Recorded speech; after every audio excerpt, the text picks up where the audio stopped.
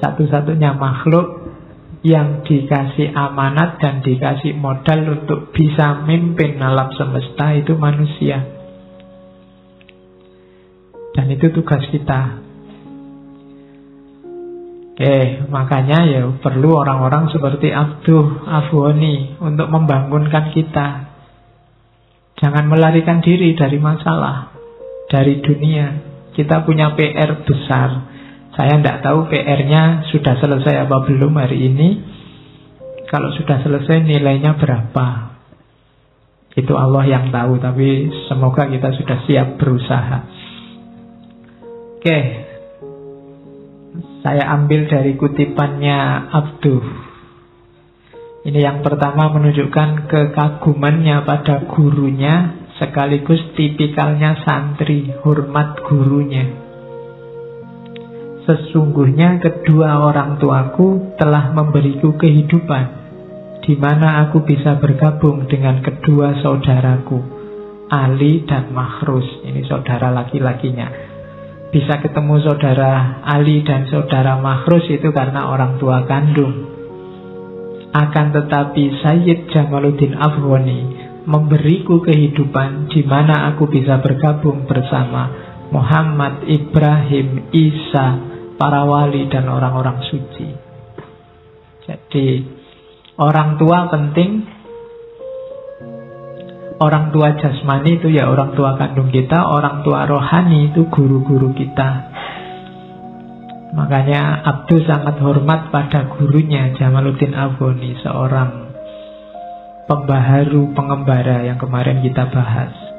Gara-gara Afghani lah Abduh merasa bahwa aku bisa bareng-bareng dengan Muhammad, bareng-bareng dengan Musa, dengan Isa, dengan para wali. Kalau di rumah saja bertani, ya mungkin hidupku tentram. Tapi yang ngumpulnya sama saudaraku, saudara kandung, Ali dan Mahrus. Jadi harus punya mentor. Kalian juga carilah kiblatmu masing-masing. Karena dengan adanya mentor, kamu tidak perlu terlalu capek. Kadang-kadang menilai diri sendiri itu susah. Butuh orang yang lebih dari kamu menilai dirimu. Itu gunanya guru. Makanya Sufi itu sangat menyarankan ada mursyid, tempat kita bergantung. Karena kita ini masih kotor. Yang masih kotor tidak bisa melihat dirinya sendiri, apalagi membersihkan dirinya sendiri. Butuh seorang guru. Oke, ya kamu cari sendiri. Yang jelas jangan saya. Aku ya sedang nyari guru. Jadi kita semua butuh guru. Kalau ini kan bukan saling berguru, tapi saling belajar. Kita makomnya sama-sama murid. Murid sama murid ngobrol itu ya pasti bukan ngajar, tapi saling belajar. Kita lanjutkan. Ini kalimat luar biasa yang sering dikutip orang dari Abduh. Jadi ceritanya Abduh ini waktu dia dikucilkan, waktu dia di Perancis sama gurunya, sekali-sekali diam-diam dia datang ke Mesir. Di Perancis itu dia melihat orang Perancis ini tidak Islam, tapi perilakunya sangat Islami. Yang bikin Abduh kagum itu antara lain ceritanya orang jualan koran. Di Perancis kalau jualan koran, ya sudah korannya ditumpuk, orang butuh ngambil terus naruh uangnya. Itu batinnya Abduh ini. Kalau di negaraku kayak gini, korannya habis, duitnya tidak ada. Tapi di Perancis bisa begitu. Satu ketika dia pulang ke Mesir, di Iskandaria, baru menginjakkan kaki ke sana, ada pencurian. Apa ya pencurian? Pokoknya ada, ya mungkin kayak gini di masjid terus kotak infaknya dicuri gitu kan. Nah, padahal baru saja saat dia mendarat di Mesir itu dia dengar suara adzan yang luar biasa yang bikin dia hampir nangis. Tapi setelah itu kok lihat umat Islam ada yang mencuri. Sementara di Mesir sampai korannya dibiarin aja, tidak ada orang berani curang ngambil koran tanpa bayar. Terus keluarlah kalimat yang luar biasa, yang terkenal sampai hari ini dari Abduh. Dhahabtu ila biladil ghorbi ra'aitul Islam walam arol muslimin. Wa dhahabtu ila biladil Arabi ra'aitul muslimin walam arol Islam. Aku pergi ke negara barat, kulihat Islam tapi tidak kulihat Muslim. Dan aku pergi ke negara Arab, kulihat Muslim tapi tidak kulihat Islam. Di sekeliling kita Muslim banyak, tapi nyari Islam susah. Di barat tidak ada Muslim, tapi banyak sekali perilaku-perilaku Islam. Itu kegelisahannya Abduh dulu, abad 19 awal. Saya tidak tahu di Indonesia sekarang masih kayak begini apa enggak. Jadi Islam banyak, di mana-mana simbol Islam bertebaran, tapi Muslimnya sedikit. Muslim banyak, Islamnya nggak kelihatan. Hari ini yang kita lihat hanya Muslim, Islam tidak terlihat. Di Barat Muslimnya tidak ada, Islamnya kelihatan. Ini sindiran luar biasa pada umat Islam zaman itu, bukan zaman sekarang. Kalau zaman sekarang mungkin lebih parah. Jadi zaman itu umat Islam itu kehilangan nilai-nilai keislamannya, bahasa lainnya itu. Sementara Barat yang tidak kenal Islam, hidupnya sangat Islami. Itu problem besar bagi Abduh. Berarti apa? Perjuanganku harus ini. Gimana caranya orang Islam itu ya selain identitasnya Muslim, perilakunya juga Muslim, Islami. Tidak gegeran sesama, tidak caci maki, tidak blok-blokan, tidak saling mengkritik. Nah, itu misinya Abduh. Jadi dhahabtu ila biladil ghorbi ra'aitul Islam walam arol muslimin. Kalau kalian tidak percaya, habis ini bukalah Twitter, bukalah Facebook, WA. Isinya kan saling menjatuhkan sesamamu sendiri. Yang kamu kritik itu ya temanmu sendiri yang sesama Islam. Yang kamu maki-maki juga saudara Muslimmu. Kamu yang ikut maki-maki, dia maki-maki duluan sih. Terus kamu niru. Oke. Cuma akhirnya ya semuanya jadi peradaban caci maki. Maka Abduh mencanangkan 4 agenda besar. Ini saya ambil dari tulisannya Gib. Yang pertama, agendanya Abduh adalah purifikasi. Islam sudah terlalu kotor, sudah banyak dikotori oleh hal-hal yang tidak Islami. Kalau di level ibadah ya Islam dikotori oleh bid'ah dan khurafat. Secara umum dikotori oleh gagasan, komentar, ajaran, pendapat yang sekarang tidak bisa lagi dibedakan mana Islam yang asli, mana pemikirannya orang, pendapatnya orang tentang Islam. Kita sudah mati-matian ngeyel, diskusi, memperjuangkan, ternyata yang kita bela bukan Islam tapi gagasannya orang tentang Islam. Maka perlu proyek namanya purifikasi. Purifikasi itu sadarkanlah orang-orang, ini loh Islam yang asli, ayat Quran hadisnya yang asli, kalau yang ini tafsirnya. Proyeknya namanya purifikasi, penyucian. Mencari originalitasnya Islam. Kegelisahannya secara umum biasanya karena umat Islam sudah sangat terkotak-kotak kayak Afghani kemarin. Tidak ada Islam itu yang Islam saja. Selalu Islam aliran apa? Selalu Islam model apa? ikut mazhab apa, selalu begitu. Sebenarnya tidak salah, cuma orang ikut mazhab, ikut kotak itu sambil tidak sadar bahwa dia sudah terkotak dan merasa itulah Islam yang benar. Itulah satu-satunya Islam yang paling valid, sehingga yang lain semuanya pasti tidak valid. Terus lahir konflik. Dia tidak sadar bahwa itu ya cuma tafsir, itu tafsirmu, itu tafsirnya dia, itu tafsirnya mereka.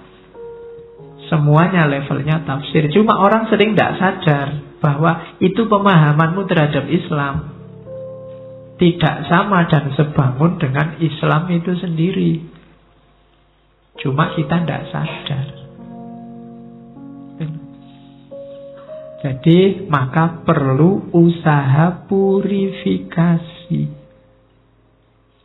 Ayo dibedakan, dibersihkan, dikategorikan yang jelas bahwa ini pendapatmu terhadap ajaran Islam, ajaran Islamnya ini loh.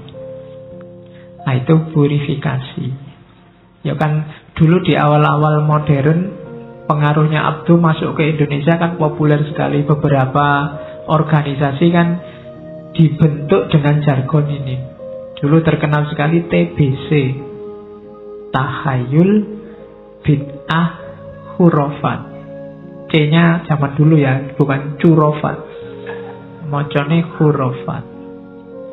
Jadi itu dulu di awal-awal modernitas dianggap penyakit, karena Islam banyak campur dulu dengan toreko-toreko, dengan saya bilang tadi kotak-kotak yang macam-macam, sehingga tidak jernih lagi. Maka perlu purifikasi.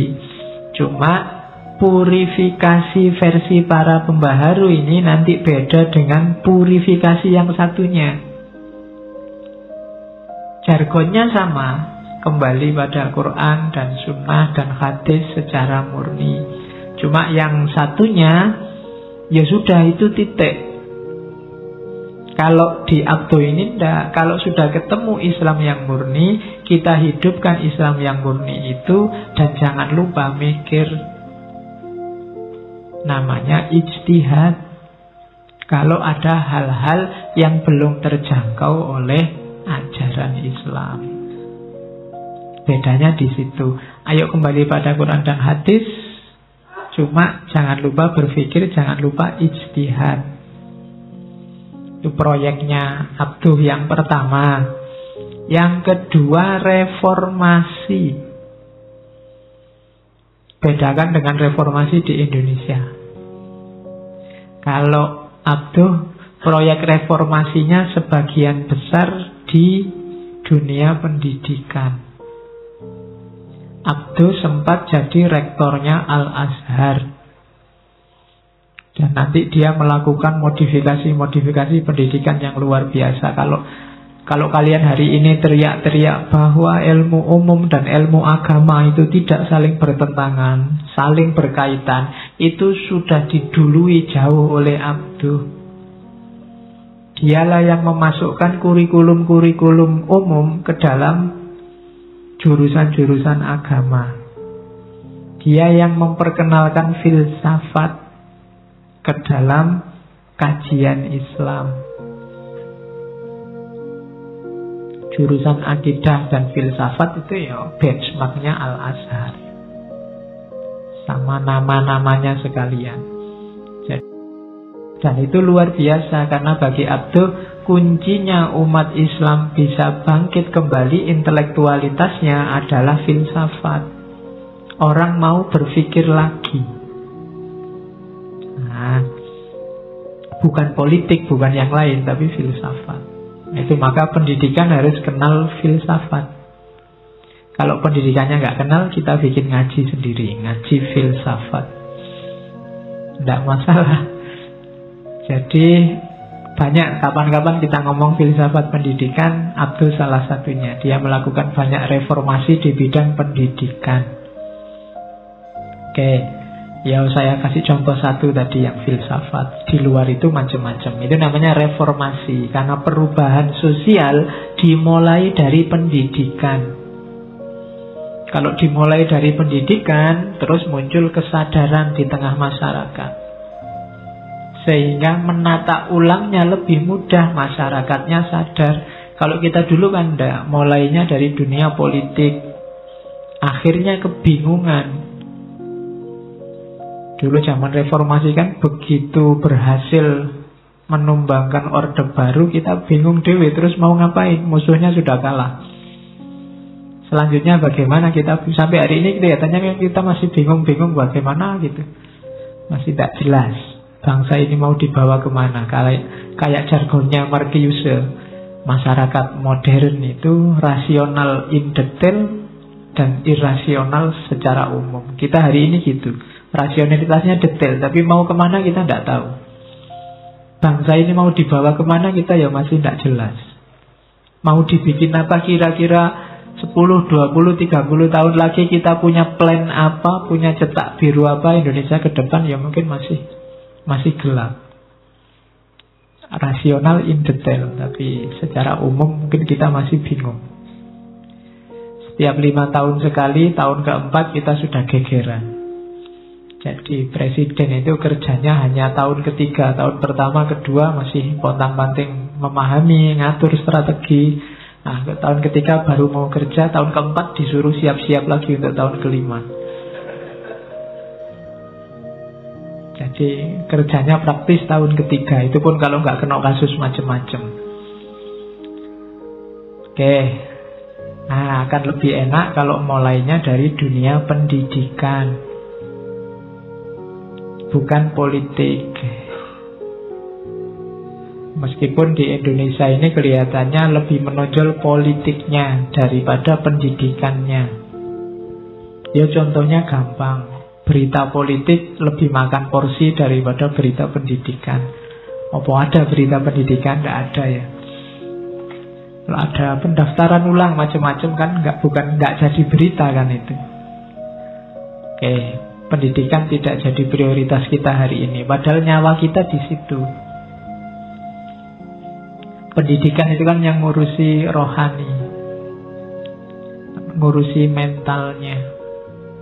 Di Indonesia departemen-departemen yang ada itu kan beberapa kan kunci. Departemen pendidikan, departemen agama, departemen kesehatan. Kesehatan itu ngurusi fisiknya, pendidikan itu ngurusi mentalnya, agama ngurusi spiritualnya. Dan tiga-tiganya sudah pernah mengalami ada korupsi di situ. Itu kan agak riskan. Ini bidang-bidang paling penting loh. Harusnya fokus kita ke situ, tapi fokus kita malah lebih banyak ke politik. Energi kita habis untuk politik. Maka perlu reformasi jilid kedua, reformasi pendidikan. Ya reformasinya yang agak total. Kalau selama ini kan reformasinya teknis. Reformasi teknis itu yang diurusi kurikulum, kemudian ijazah, kemudian transkrip nilai, kemudian izin tidak masuk kuliah, gitu-gitu. Oke, ya, kamu sibuk dengan hal-hal kecil. Nah, itu yang disebut rasionalitas in detail. Tapi visi besarnya apa kita tidak punya. Oke, terus yang kedua, yaitu nanti satu tema besar sendiri, reformasi pendidikannya. Aduh, mungkin di filsafat pendidikan kapan-kapan. Yang ketiga, kalau bahasanya Gib, pembelaan Islam. Antara lain ketika dia nulis risalah Tauhid. Jadi Abduh itu sangat terpesona oleh sains, tapi dia tidak meninggalkan identitas keislamannya. Cuma dia kecewa umat Islam cara mengemas tauhidnya, mengemas pendidikan agamanya tidak menarik. Nah, di antara cara Abduh untuk mempopulerkan Islam, agama, tauhid itu dengan cara yang menarik. Antara lain dia nulis risalah Tauhid. Bukunya tipis, tapi kalau dibaca enak, simple, tidak ruwet. Orang awam juga bisa paham. Ya kalau kamu tidak paham kan karena bahasanya. Tapi sudah banyak diterjemah, tidak masalah. Itu misinya Abduh itu. Jadi saat itu dia melihat di Beirut kajian ilmu kalam kok ruwet begitu ya. Membahas ilmu kalam, tema-temanya jelimet, bahas langit semua. Kemudian muridnya paham, ndak ya ndak tahu, yang penting amalan. Terus kalau ujian ditanyakan, manfaatnya ndak banyak. Maka lahirlah risalah tauhid, nanti kita bahas. Kemudian reformulasi ajaran Islam. Reformulasi itu distrukturkan ulang.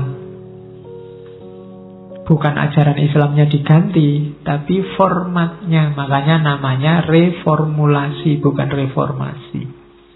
Antara lain dengan ijtihad. Jadi yang dipopulerkan Abduh, ajaran Islam itu diformat ulang, sesuaikan dengan zaman. Kuncinya apa? Ijtihad.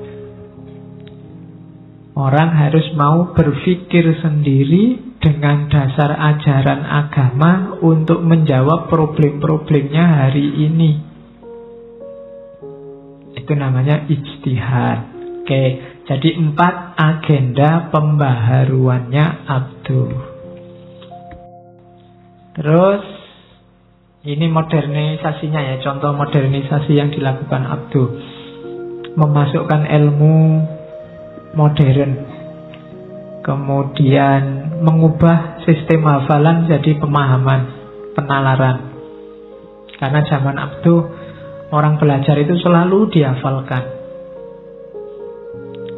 Kelemahannya hafalan itu kalau sudah ujian hilang. Kamu kan gitu, kalau mau ujian dihafalin, ciri-cirinya ada 5, 1, 2, 3, 4, 5. Nanti begitu ujian selesai hilang. Tidak ada manfaatnya ilmunya. Maka Abduh tidak.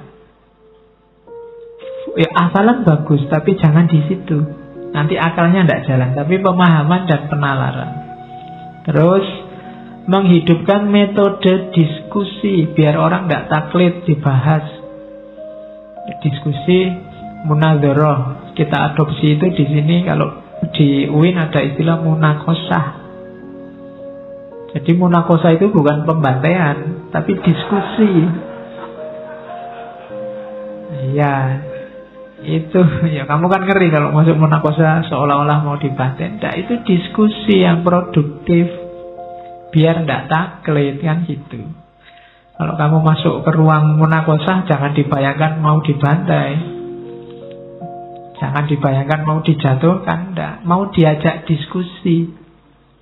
Dan harus pede. Kenapa? Kamu yang tahu, kamu yang meneliti dan menulis.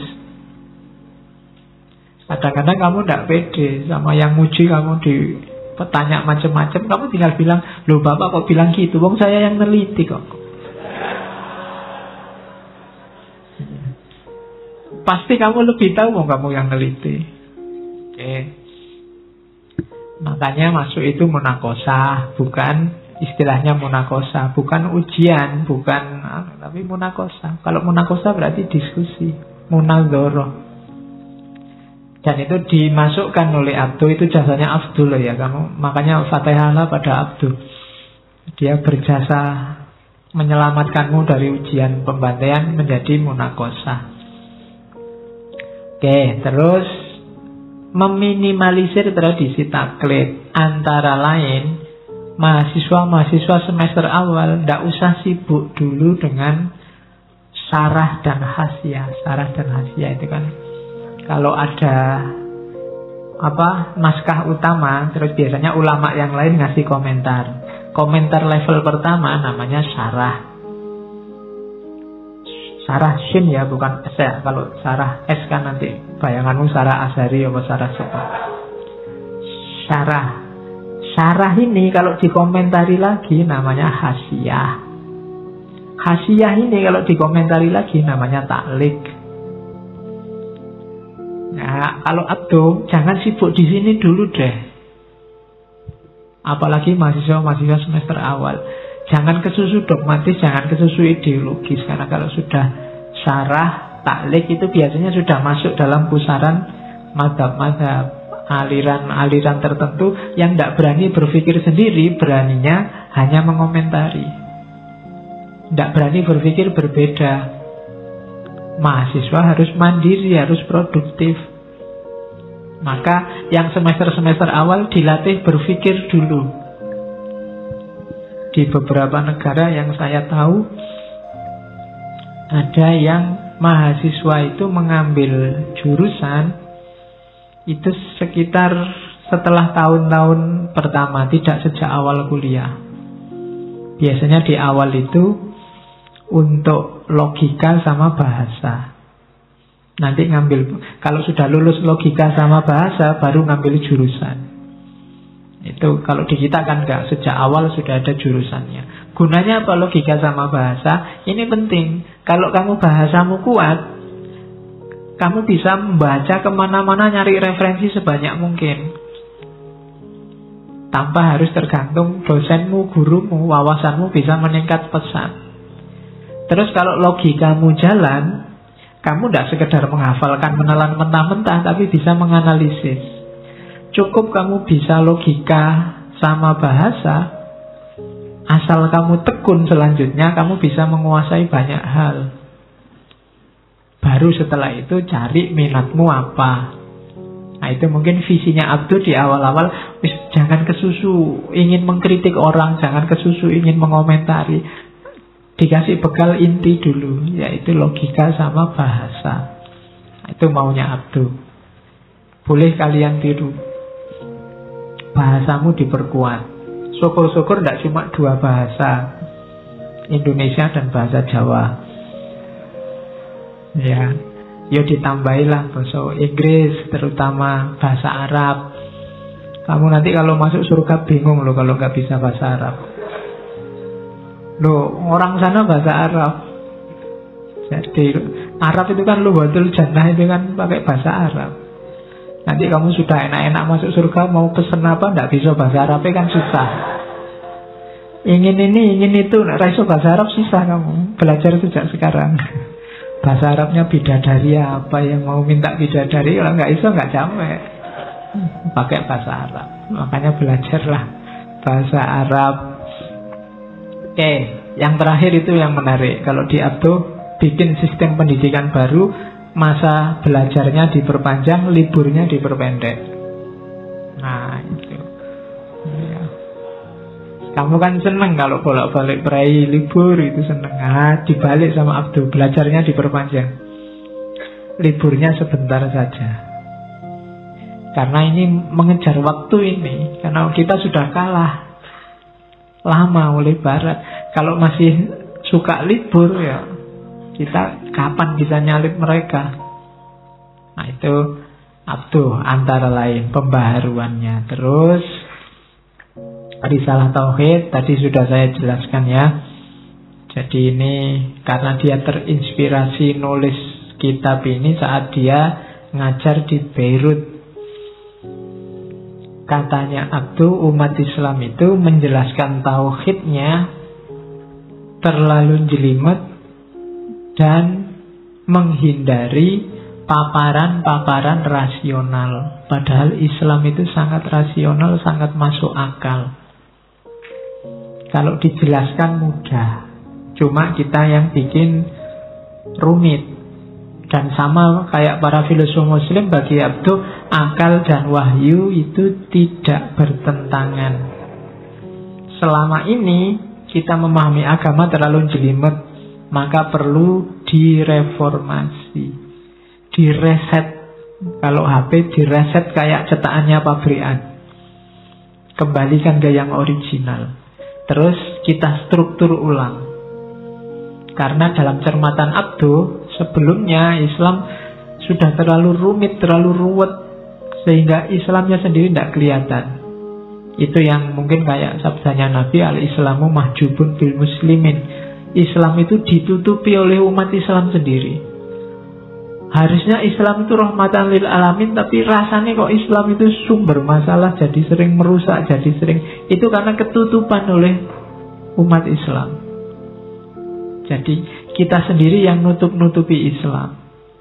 Sehingga bagusnya Islam, indahnya Islam tidak kelihatan. Maka harus direset. Sudah tidak usah dicermat kesuwen, direset aja, seret, mulai dari nol. Kayak di pom bensin itu. Mulai dari nol ya, kita bangun pelan-pelan Islam yang baik. Ah, itu lebih enak. Itu gunanya dia terus nulis risalah tauhid.